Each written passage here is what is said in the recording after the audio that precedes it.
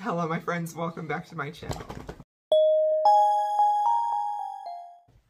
Welcome back everybody. Today I have a video that I'm pretty excited about. Also Cosmo says hello. And I've been working on this video for a while. Like I planned to have this come out in like November because I kind of wanted to do it before the end of the year, but then look, here we are, it's December and I'm just barely getting to it. So today's video is favorite new to me authors. So these are authors that I read for the first time in 2022 that I immediately fell in love with their writing, and I expect to follow them throughout their careers, read through their backlist, and just in general was overall extremely impressed with the quality of the writing and storytelling. So I have a few authors here. Well, okay, let's go ahead and get into it. So the first author that I want to talk about is actually a new to me author. She is by no means a new author. She's very, very well loved. And I actually read her because of Jesson from Jesson Reads Romance, and is Juliette Marillier. So Juliette Marillier is a fantasy author. Her books, most of the time, from what I have heard, have a romantic subplot in them, but they are first and foremost like a fantasy that is steeped in history and blended with mythology. I just, honestly, this book was the first and so far the only book I've read from her. This is Wolfskin. It's sort of a spin on what I think you could distill it down if you wanted to like sell it, which honestly feels like a crime because this is so richly detailed and beautiful. But I feel like you could compare this to like a Thor Loki type of retelling almost, with a really beautiful and lovely romance in here as well. But the main story is with two boys who are friends who become brothers. But the thing that I really love about her books is truly how rich they are, how layered, and something that in the hands of a lesser author would be just a very surface level trope like Thor and Loki ends up being so rich and multifaceted and full of nuance and dimension and small details that have a lot of meaning later on, that really all of this book specifically had such like so much to say about what it is to be human and how relationships affect us, and is there coming back at a certain point in relationships and the choices that you make. And overall, I just felt like it was so beautifully done. I mean, her fantasy worlds are fantastic, but I particularly love her character work, specifically in this book. So this is a book that I definitely am going to read. I've actually had this on several TBRs since I think last year when I first heard Jesson talk about this. I mean, I've heard about this book forever, but it really wasn't ever on my radar until I heard Jesson talk about it. And so now I have this series I want to get to, and this series, and I've just started collecting all of her books because I think that she's just an incredible writer. And I mean, when I think about the year and some of the best, like most enjoyable reading experiences that I've had, this one is absolutely like probably top 3, where I just got so immersed in this book, took a weekend to read the physical copy like under my Christmas tree, and it was just so cozy and just, it was just fabulous. So very impressed with her, definitely plan to read more from her next year. Okay, now this next author is a new author that I've just found, and I have so far only read one book, and it is this book. But this author's writing style is very, very solid to me. She is a British author, and I do feel like this book came across with a little bit of a like British comedy flair, which I find very endearing and just very fun.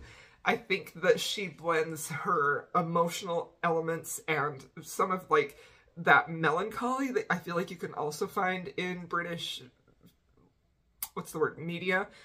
But I think she blends that really, really well with romance, and I think that this book specifically just impressed me so much with how she created this feeling of two people truly being soulmates, which I think is a really hard thing to do, and it's sort of like that nebulous element, which is hard to pinpoint how exactly they were able to do that, but she did that for me here, and I loved this book.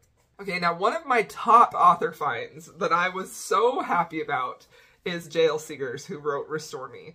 So I have since read 2 of her books, and while I didn't love the second one as much as I loved this one, I still thought it was super high quality, and I'm very invested in continuing on this author's journey.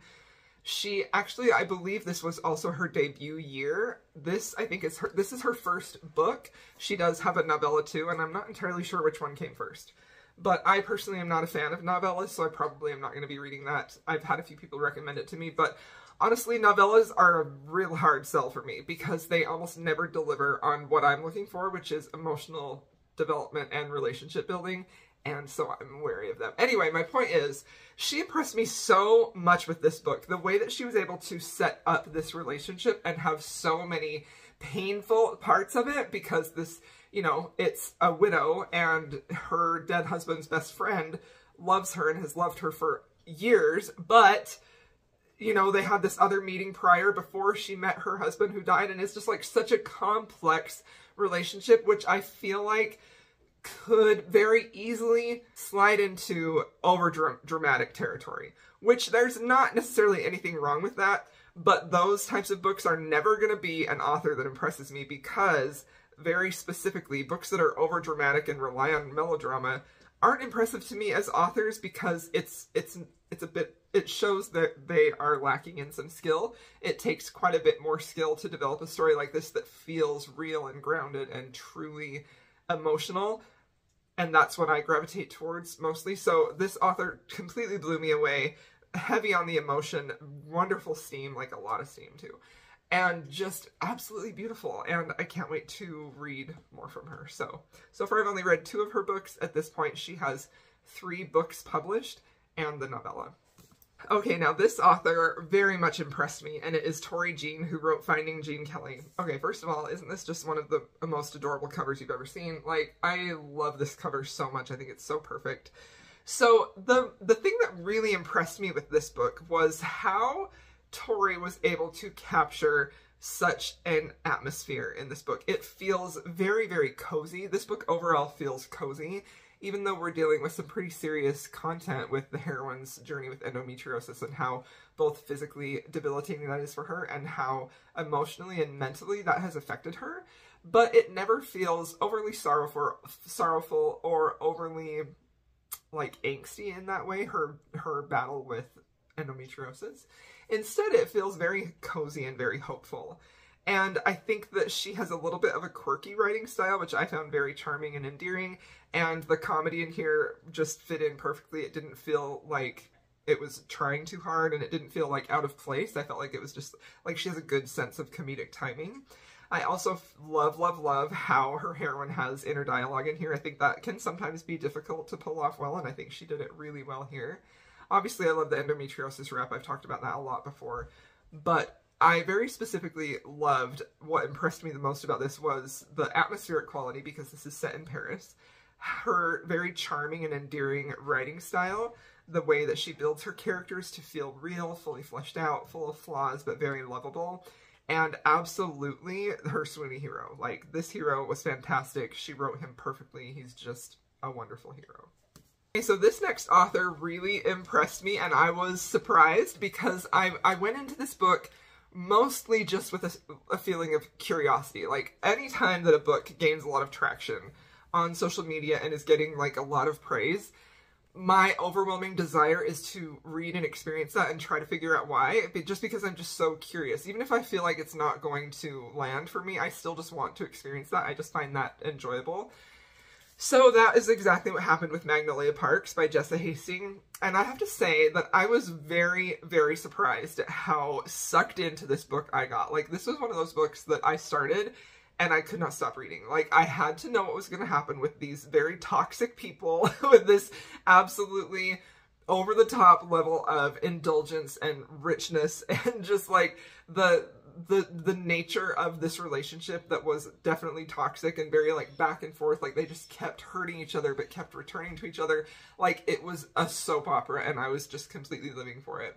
But I was also really impressed with the author's writing in here, not because it is necessarily perfect. I mean, she goes into metaphor pretty hardcore in here, which I think can be a difficult thing for a lot of people, but I liked how her writing felt so unique. Like, I'd never read anything like this before, at all, and I just found it really compelling, and I felt the way that she put sentences and words together was very unique.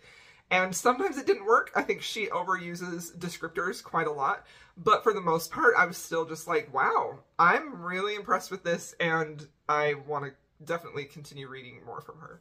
Okay, another author that I absolutely have to mention is Elsie Silver. So Elsie Silver has kind of taken the bookstagram world by storm. I feel like I have heard very little negativity about her. And if I have, it's usually from, like, really minor complaints that I feel like... I don't know. Anyway, I absolutely loved this author's writing. I read Flawless back in October, I believe, and absolutely loved it. I felt like it was just so fun, so enjoyable. The thing that I really like Elsie Silver does is sexual tension and chemistry. I love how she builds that up. I think that that's something that I've personally found to be lacking in a lot of books. A lot of authors deliver on a lot of sex, but very few authors get the build up right in a way that feels satisfying, and Elsie Silver is one of those that absolutely does. Like, she gets the sexual tension so well, so you just feel like when they finally come together, it's just going to be like a dynamite explosion, and it is, and I just love her books. But I really love how just very readable her prose seems invisible. She also is great with humor, particularly in Heartless. Heartless had some of the most laugh-out-loud lines, and Heartless, I think, is really just her best work. And I've only read 2. I'm currently halfway through another one. But Heartless is absolutely fantastic for a lot of ways, but one of them very specifically is how she builds her characters in something that could be just a trope-filled book, because this book is full of tropes, like single dad, nanny romance, age gap, cowboy, grumpy sunshine. So she takes all those very familiar tropes and she elevates them in a way that feels fresh and new, and that makes you just, like, she hits that perfect balance for me of a hero who's grumpy, but not overly so. Like, he's grumpy, but he's not grumpy about, like, stupid things that don't matter. Like, he's, you know, like, underneath that, he's got, like, a real solid heart of gold, and he's not just constantly grumpy for no reason and turning into, like, a-hole territory. Like, I loved this hero so much, and I just felt like he was perfect, but I also loved the heroine. I don't know. She just handles characters really well. She handles relationships really well, tension. Her plotting is also good. Her pacing is fantastic. She's just absolutely amazing, and I cannot wait to read Powerless. I just can't wait for that. So, okay, another author for sure that I have to mention is Karen Slaughter. Like, let me just tell you, I think that of all of the authors I've read this year that are on this list even, probably the biggest surprise for me is Karen Slaughter. I had no idea that I was going to get a fantastically told mystery and thriller, but also a really great family drama with excellent characters. Like, that's something that I'm always looking for in my authors. I want great characters, great, you know, relationships between the characters.